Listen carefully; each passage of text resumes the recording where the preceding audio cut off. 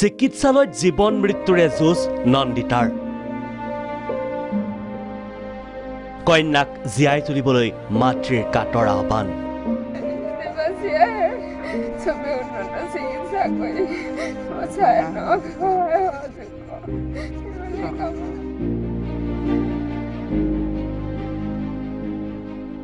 ছোৱালীজনীক উন্নত চিকিৎসা কৰি জীয়াই ৰাখক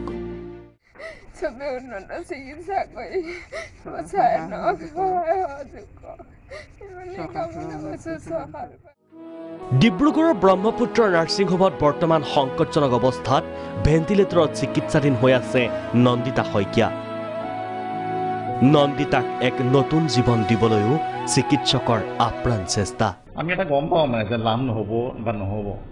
সেইটো হিচাপত চাবলৈ গ'লে আমি কণ্টিনিউ কৰিছোঁ কিন্তু আশাটো কমি আছে মানে আৰু তেওঁলোকে প্ৰেচাৰ ষ্টাৰবোৰ কমিবলৈ লৈছে লাহেকৈ আজিৰ পৰা দৰৱত যদিও আমি ছাপৰ্টটো দি আছোঁ কিন্তু মেইনটেইন কৰিব পৰা নাই দৰৱৰ ৰিকুৱাৰমেণ্টবোৰ বাঢ়ি গৈছে লাহে লাহে সেইকাৰণে চাওঁ কিমানখিনি আমি কৰিব পাৰোঁ আশা ডেকা মানুহ ট্ৰাই কৰিবই লাগিব মেক্সিমাম আমি কৰিছোঁ কিন্তু আমিও এটা আইডিয়া কৰিব পাৰোঁ যে কিছুমান বস্তু কৰিলেও কিমানখিনি টানিব পাৰে প্ৰথম 6 ঘণ্টা 8 ঘণ্টা এদিন দেখি পেলাই গম পাইছোঁ যে বৰ এটা লাভ হোৱা নাই শনিবাৰে দিন দুপৰতে ধেমাজিৰ মৰিধল মহাবিদ্যালয়ৰ পৰা উভতি অহাৰ সময়তে মহাবিদ্যালয়ৰ কৰ্মচাৰী ৰিংকু শৰ্মা নামৰ যুৱকজনে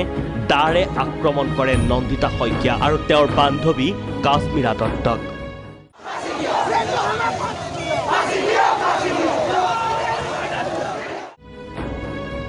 ছাত্ৰী দুগৰাকীক আক্ৰমণকাৰীক কঠোৰ শাস্তিৰ দাবীৰে দল সংগঠনৰ প্ৰতিবাদৰ লগতে জীৱন মৃত্যুৰে যুঁজি থকা নন্দিতাৰ আশু আৰোগ্য কামনাৰে প্ৰাৰ্থনা সকলোতে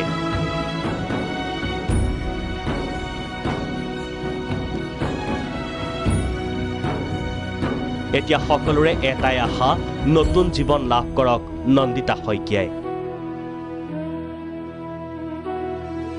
ব্যুৰো ৰিপৰ্ট প্ৰাগ নিউজ